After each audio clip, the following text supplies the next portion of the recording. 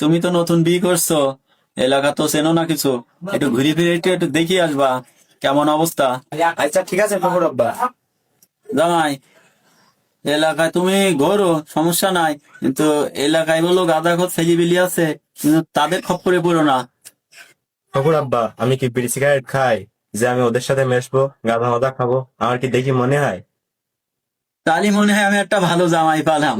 High, তোমার কি আমার ওইরকম মনে হলে কি আমি মেয়ে দিতাম? তোমার আমার ভালো মনে হয় বলে তো মেয়েটা দিলাম। ভাই, আমি তো এলাকার নতুন জামাই, আমার একটু কাঁচা নিশা লাগছিল, তা বলতে পারবেন যে কোন জায়গায় গেছে? ওই ঝাড়খণ্ডে গেলে ওখানে দেখেন গাঁজা গাছ, ওখানে গেলে পাবেন আপনি। আচ্ছা ঠিক আছে। আচ্ছা ওখানে গাছ। কিরম জায়গা? কোন জায়গায় গাঁজা বিক্রি করতে, কিরাম জায়গায়? ভাই 100 টাকার গাঁজা দেন দিন। জামাই, শকুর আব্বা।